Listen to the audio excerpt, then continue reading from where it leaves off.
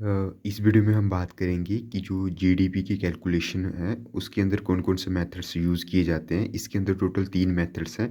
First है हमारा income method, फिर है प्रोडक्शन मेथड और तीसरा है एक्सपेंडिचर मेथड।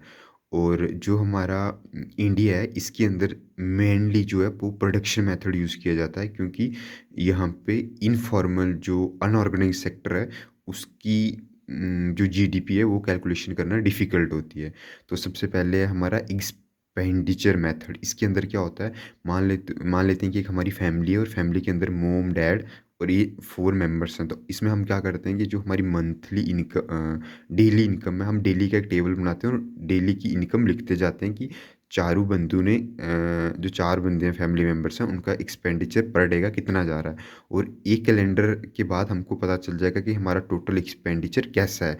इसीलिए जो एक्सपेंडिचर मेथड है, इसके अंदर क्या होता है, जो कंट्री है, कंट्री जो खर्चे करने वाले लोग हैं, उनके बारे में देखा जाता है कि कितना एक्सपेंडिचर होता है। एग्ज़ाम्पल के तौर पे एक इंडिविजुअल है, इंडिविजुअल है तो इंडिविजुअल क्या करेगा, कंज़म्पशन करेगा। मीन्स जो हम खर्चा कर रहे हैं, जो हमारी मनी बैंक वगैरह में है, वो कंज़म्पशन के अंदर नहीं आएगा। उसके बाद आ गई कंपनीज़। कंपनीज़ क्या करती हैं, इन्वेस्टमेंट करती हैं। मीन्स जो हमने कंपनी से जाके क्लॉथ्स वगैरह परचेज़ किए, वो वो एक्सपेंडिचर मेथड के अंदर नहीं इंक्लूड होगा, इसलिए कंपनीज़ की इन्वेस्टमेंट होगी। क्यों? क्योंकि हम इंडिविजुअल से जाके उसी के ऊपर वही हम कंज़म्पशन कर रहे हैं।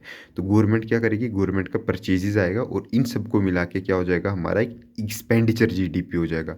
तो जो नेट इम्पोर्ट और एक्सपोर्ट है, अगर हम इसको सिंपल लैंग्वेज में समझें तो इसका मतलब जो एक इंडिविजुअल पैसा खर्च कर रहा है, कंपनी जो इन्वेस्टमेंट कर रही है और गवर्नमेंट जो परचेज़ कर रही है हमारे लिए, उसके बाद जो हमारी कंट्री के अंदर हम इम्पोर्ट करें, जो हम बाहर के देशों को सामान भेज रहे हैं, उसमें से हम जो वहाँ से सामान को ले रहे हैं, इम्पोर्ट को हम माइनस कर देंगे और हमारा एक्सपेंडिचर आ जाएगा। और ये है इसका फ़ॉर्मूला। और सेकंड है हमारा प्रोडक्शन मेथड। प्रोडक्शन मेथड का मतलब होता है कि हम एक फाइनेंशियल ईयर में हमने कितना प्रोड्यूस किया है। जनरली मान लो 1 अप्रैल 2022 से लेके 31 मार्च 2023 के अंदर हमने कितनी प्रोडक्शन की है, उसको हम वो होता है हमारा प्रोडक्शन मेथड। इसको कैसे कैलकुलेट करते हैं उस मेथड को।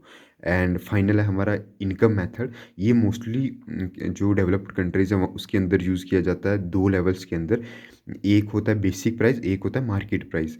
और जो हमारा बेसिक प्राइस है, उसके अंदर क्या होता है, C means compensation to employ. Means जो कंपनी एक अपने एम्प्लॉय के ऊपर खर्चा करती है, वो हो गया। दूसरा ऑपरेटिंग सरप्लस, मीन्स कंपनी ने जो एक इंडिविजुअल के ऊपर खर्चा किया, उसके बाद जो उसको प्रॉफिट हुआ, उसको हम बोलेंगे ऑपरेटिंग सरप्लस। और तीसरा हमारे पास CFC, consumption of fixed capital, means हमारा डेप्रीसिएशन।